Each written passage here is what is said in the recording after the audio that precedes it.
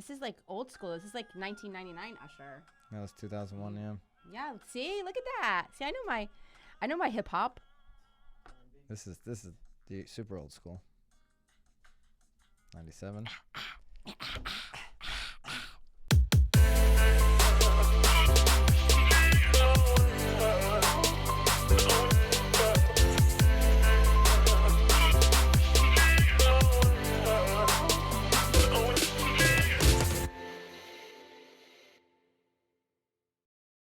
This is Byron Lazine and Nicole White, and you are tuned into episode 86 of The Real Word.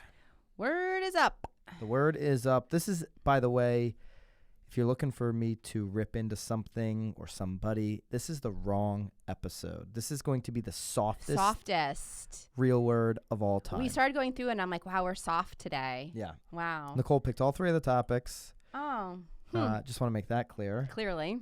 Who's the softie over here? And so we've got two rackets and then one marketeer of the week. Yeah, right? it's interesting though because it's not really an like a individual specific person. It's a marketeer theory. Yes. Yeah. It's not really a theory. People are doing it. Oh, okay. Yeah. It's a theory to me. Okay. We'll get into that at the end. Let's start with racket number one. The show Fixer Upper, Chip and Joanna. That's how I go. I didn't really follow the name of the show. So Chip and Joanna houses can be tough to sell in Waco, real estate agents say. Argue. Well, they say. They're saying it. Yep. These agents out here in Waco are hating on Chip and Joanna. So some of these homes. Well, that or maybe it's just the listing agent is trying to cover her tracks for why she can't sell the house. So some of these are getting marked up as high as 75% of market value, 25% to 75% based off of the fact that they were on the show Fixer Upper, which used to be on what, HGTV? Yes. Mm-hmm. Used to be on HGTV. Well, you can watch reruns on HGTV. And you can still see the reruns there. They're now moving over to their own network. They are. So interestingly enough. Yep. They'll have their own network soon enough. And but anyway. It'll still be with HGTV. I think it's through Discovery, which I think HGTV and Discovery are part of the same network. What we're talking about is that these agents and owners are learning the hard way. So what happens? Here's an example. Season 2, The Asian Ranch House. It was featured on season 2 of the hit HGTV show. And they put out a price tag of $679, and the agent is saying that is likely the burden to the sale. The average price for homes that sold in Waco were around $215,000. So they're saying, listen, yikes. They do great work. They're super popular, the finishes that they're putting into these homes, but agents are saying Waco can't support this high-end luxury market, and certainly to some degree they can because people are investing in these homes and they're paying more than the $215,000, but they don't have a bulk of luxury buyers, it sounds like to me. Have you actually watched the show? I have not. Okay. So, because these buyers, though, are buying the homes at market value, in my mind. And then they're fixing them up. So they're because when they bring Chip and Joanna in, their budget is $200. So Chip and Joanna are finding a house for $100 and then are investing. So they're really. So to your point, the shotgun house, which was featured on season 3, they purchased the house for $28,000. Yes. And then it's on the market for $950. Yes. That's bonkers. So that's what I'm saying. It's not, because in my mind, the finishes aren't high end. It's not a luxury property. They're making it a luxury property by listing it at $679. Or $950 when you bought it for $28,000. Right. But it looked like a new construction. So they're not investing that much deal. money into the homes. They're just thinking that the popularity is allowing it to be worth that much more. I mean, we're talking about just like subway tiles in the kitchen backsplash. I mean, we're really talking about. I think it's much easier for fans to walk into Home Goods and buy one of Joanna's products from Home Goods or from wherever. Not Home Goods, they would be going to Target. Or Target. But that's the point now, is that they've now become so accessible that anybody can now throw up shiplap and buy Joanna's basket that she used. Buy her she's basket. Selling them. Yeah. That makes a lot of sense at scale for people even to probably overpay 25 to 75% for a basket makes a lot of sense to me because Joanna's name is on it. Yes. or a paint color, pay 25 to 75% more, paint. right? For her like favorite 3 paint colors, pay more for that. Yes. That makes a lot of sense to me. But or like you mentioned before the show, they've got Airbnbs that they own. Well, but also the homeowners. So like or that a Asian homeowner. ranch, they should just be Airbnb. Exactly. That. That's a great call. The Asian ranch, you want to get a return on your investment. Airbnb it. Market it as Chip and Joanna's Asian ranch home from season 2. You're going to get a 25, 75, maybe even 100% markup.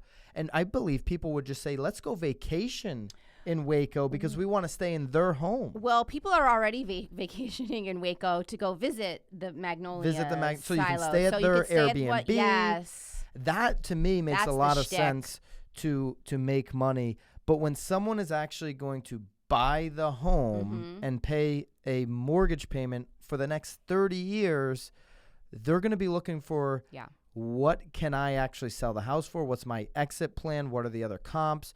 Hopefully they are working with a good agent locally. You know I know Chip and Joanna have their own real estate company. Maybe they're working with one of their agents. No, they're not. But you know what you should do if you're like an investor, that would be, not that you would want to spend $659,000 on it, but I'm pretty certain you could probably run some numbers and figure out a good price to actually buy the Asian ranch house now. And then Airbnb it out. You could probably make a decent amount of money. I would run some numbers. If I'm one of these listing agents that is taking the overpriced fixer-upper house and the sellers are adamant about overpricing it, okay, listen, that means we're only going to target investors, to your point. You have to. And like not local investors. Like Airbnb investors. Like people that, And we're going to market this as an investment opportunity. Here's your return. Yes. If you have it rented out or Airbnb'd out for 275 nights of a year, and this is what you're going to make, then you can drive a higher sale. Right, because I think at that point, too, even if the investor can make back his money in the first 5 years, because I figure you have like what? I mean, we were talking about there's probably there's going to be a run here, right? Maybe a 5-year run. I mean, if they work their magic, maybe you have a 10-year run, right? Off of Chip and Joanna's because I argued before the show, and I would make this argument to any investor thinking about this. Yeah, you're going to have shelf life on Chip and Joanna. This isn't Coca-Cola. They're not McDonald's. They don't have so much brand equity that in 15 years, Nicole believes they do. Well, I don't. I'm not saying that I do. I think that they're taking all of the right steps in order to have that. Yeah, they could. I don't think they have brand equity that if they don't stop producing content, which sounds like they're going to keep doing shows, which means their brand should continue to grow. Well, they're opening coffee shops. They're opening Their bakeries. brand to me grows if they continue to pour in on their content production year after year after year. That'll keep them relevant. Yes. And they need to stay married. They would have to stay married. Yes. Just a little marriage advice. If you're listening, Chip or Joanna, stay sure married they're fine. out there. There's just so many rumors always. Oh, boy. Rumorville. But anyway, I do think that if an investor goes in, they hit it first. hard. Are we breaking the rumors? No, we're not. Okay. Well, I mean. We're breaking them? What does that mean, breaking them? Has anyone else reported on these rumors? No. Yes. It's been I didn't know if we had inside info. Well, then they had a baby. Because then we could have really put it in the headline. Oh, gosh. No. Stop it. Chip and Joanna getting divorced. Put that in the headline we're of not this show. putting that in the headlines. Never. I would never spread any horrible rumors like that. But, again, I do think an investor could probably scoop it up. I mean, if you really think about it, too. You're going to get attention. They had 18,000 views on this particular listing. You could even turn it into like a bed and breakfast Airbnb because then you could rent out each room. You know, you have a living room so people can then actually, you could even do it like that, too. I would do a bed and breakfast. And so I don't think they're tough that would be fun. I think what agents are saying is a complete racket. These homes are not tough to sell. They're making excuses. Well, there was 18,000 views on the listing. These are not tough homes to sell. Price them accordingly. 75% makes it tough to sell. Well, 75% markup. But that's the point of the article. She's saying that it's the price that's making it difficult to sell. So, yes. There you go. All right, racket number 2. Oh, boy, what happened there? Racket number 2, Beverly Hills real estate agent accused of burglarizing celebrity homes, including Usher and Adam Lambert. Do you know who Adam Lambert is? I do, yeah. Maroon 5. Maroon 5. Did you know that? I did not. Is that Adam Lambert? Right? It's not. Know. That's Adam Levine. That's him right there. There's Adam Lambert. That's him right there. What? He's part of. He won American Idol. No. Is that it? Are we? Now we're doing rumors. Oh, now we're starting rumors. All right, well, let's find out here. Now we're breaking rumors. I mean, here's I'll the Google him. Here's the punchline for me. I don't care who Adam Lambert is. Usher, obviously, everybody knows who Usher is, especially if you Yes. grew up in the 90s. And so these are two musicians that were targeted in I guess recently here, August. Okay, so these guys were arrested years. in August. It was Yeah. leading up for years. Just from December There you go. 2016 to August 2018. 16 to 2018, these Mhm. guys, Jason, Emil, Yaselli, and Oh, you're Benjamin. Yeah, he was actually. He was a Ackerman. runner-up on American Idol. Ooh, runner-up. Yeah. That's why I don't know them. I only know the winners. Wow. So these two guys, these two agents Rendezvous. have been charged with several crimes and taking more than $500,000 through fraud and embezzlement. Tom Ferry says the line over and over and over and over again, and this is a line that agents should be articulating to their community. Who you work with absolutely matters, right? If you're a consumer, buyer, or seller, and you're going to hire a real estate agent, you should be really vetting that person out. I would guess that Jason and this other guy, Benjamin, didn't have many Zillow reviews, didn't have many past clients that could really. And here's the problem, though. Here's the problem. If they're getting Usher's No, they weren't house- getting Usher. They were setting up showings on Usher's house. And so here's the problem, right? I thought it was during open house. I thought this was all happening during open houses. I thought they were having, look right there, during open houses, weren't they? During open houses, sure. So they're going to an open house because they're an agent Oh, I thought and they they're were getting free hosting access open hhouses. or hosting it for somebody, right? Were they hosting the open house? We need to clarify that. The men identified the targets or committed the burglaries during open houses. During open houses. Okay, I misunderstood. I thought they were the listing agents. But starting from the most basic principle, you need to really vet out who you're hiring, understand who you're hiring. Now, this gets into layer number 2. This is why people do still hire agents and don't just let anybody go into their house like open door or whatever, is because a lot of people ask that their listing agent is there because they don't know who the buyer agent is coming to their house with these potential buyers, right? Like if they were just setting up showing assist viewings with their buyer and the listing agent was just approving it because Ben is a licensed guy and he comes through the house, right? And there's not cameras set up. Well, it's like, well, gee, Ben showed it on Tuesday. Oh, well, was anybody there from your firm? No, nobody was there. We let Ben and his buyers come through. Wait a minute. Are you saying that listing agents should be at showings? What I'm saying is that listing agents. It's on camera now. I'm saying that listing agents that aren't having the conversation up front with sellers, right? They should be addressing how they're doing their showing. So, hey, you're going to be on a lockbox. I'm going to let people into your house without me, right? Now, is there a camera here? We always ask, is there a recording device on the property? And that seller should really understand, like, who are you letting in? Are you just letting in licensed people or people you know and work with? Yeah, it's a hard one because, I mean, again, both of these individuals were licensed. So you are, I mean, they've obviously been in the business a little while because they've been stealing for 3 years. So we know that they were at least in the business a few years. And we're talking about people that these are luxury price points. So super luxury. Yeah, and it sounds like they were stealing the stuff to pay like their credit card bills. Yeah, and we've always kind of been a big believer in you get into a certain luxury price point as the listing agent, you should be at that showing. Okay? Luxury is going to be different in every single market. Typically, there are more things to talk about or explain or showcase in a luxury property. Right. If you're selling a 3-bed, 2.5-bath house in your typical neighborhood, there's not going to be as much to showcase. Those buyers are likely coming off a tour of 4, 5, 6 homes. Right. But in the luxury price point, there is a lot more to discuss because there's, this was imported from Italy.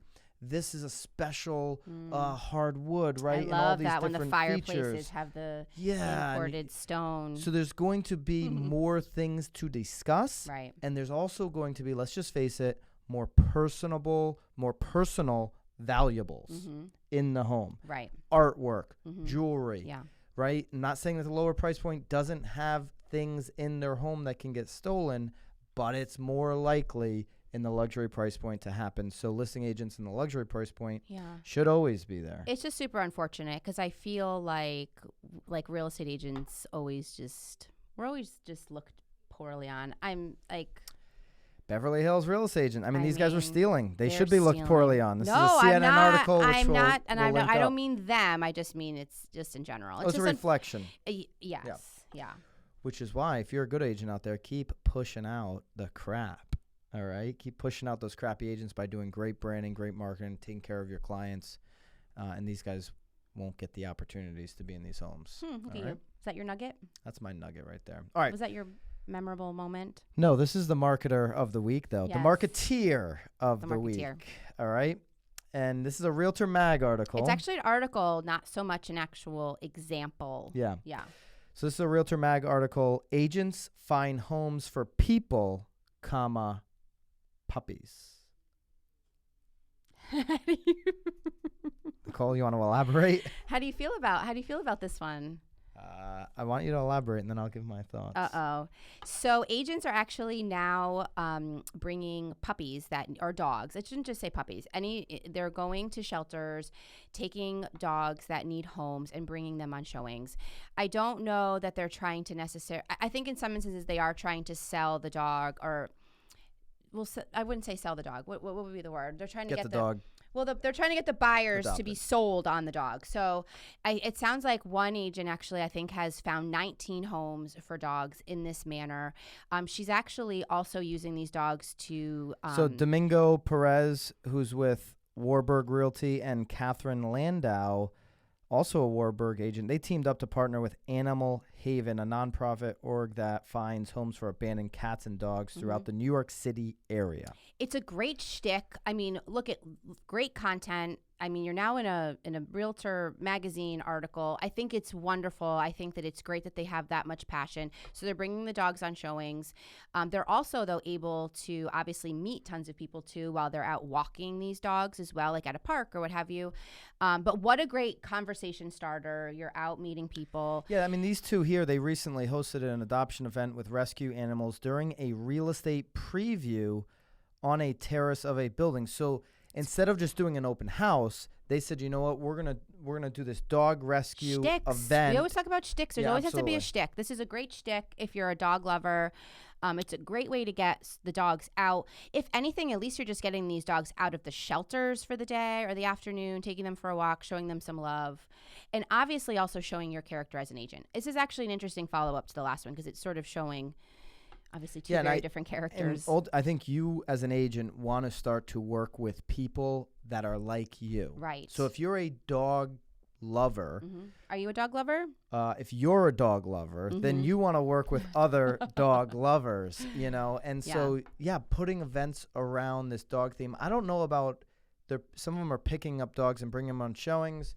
I guess you really got to understand that, hey, I'm going to be working with a dog lover today on my showings. She did specify that she is asking everybody's permission. She is asking permission of obviously the seller as well as the buyer that there will be a dog with them. To me, I think you'd want to have this event first, find out who in my database is a dog lover, lean into them more on these little dog tricks that you're doing. Yeah, I mean, reading the article, it seems like they're much more successful in sort of getting new business from the dogs than actually getting the dog a home from their buyers. And you want to carve out niches in your community. It's great. We've talked about Sandra Pike up in Nova Scotia in Canada. She has branded herself as Deals in Heels, and I think we've talked about her on the show, right? Maybe not. I don't know. Maybe she could be the marketer next week. Every week she could be. Yes. Every single deal that she closes, she posts on Instagram the new heels that she bought, so people see around, hey, deals and heels.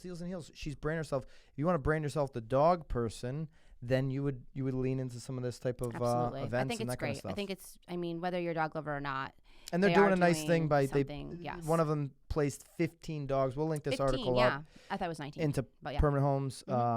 So it's working. It is working, and it's almost like a you see some people that work with veterans, or they have a military base in their community. They say, hey, a percentage of my commissions go towards this. It's the same kind of thing where somebody is taking their time to place these dogs, which is charitable. And I do feel like, though, too, having a dog there also sort of calms the situation, because obviously when you're buying a house, it's super stressful. Or if there's children, I mean, I can't tell you how many times as a real estate agent I've had to color with other people's. kids, just so that the parents could at least walk through. So it's a good, I feel like there's lots of positives. Dog people here. are wildly passionate. So like there have been agents that market themselves as the golf expert, the equestrian expert, farmland, whatever it may be. I haven't really seen anybody take it to this level and just go all in and be like, I am the doggy dog realtor. Doggy dog. The Snoop Dogg Snoop of Dogg. realtors. I am your guy or gal. I think it's everybody should have a niche. Everybody should be building a brand. Yeah. If you love it, do it. Do it. Yeah. Yep. That's a good one. That is a good one. Apologize about that second racket, that usher, the burglary racket. I think that was the weakest racket we've ever done, ever. Yeah, but you were able to deliver your nugget at the end. So I did get my nugget off. There we go. I feel like it was successful. All right. Keep it real, guys. Appreciate you guys. If you are a fan of this show, I'd really love for you guys to subscribe up to the channel. Up. Yep. Wait. There was a subscribe down. There was smash the thumbs smash. up. That was what it was. Smash those in the smash room. And smush the smush room. The smush room. Smash the thumbs up in the smush room. All right, guys. Thank you very much. Keep it real. Bye, guys.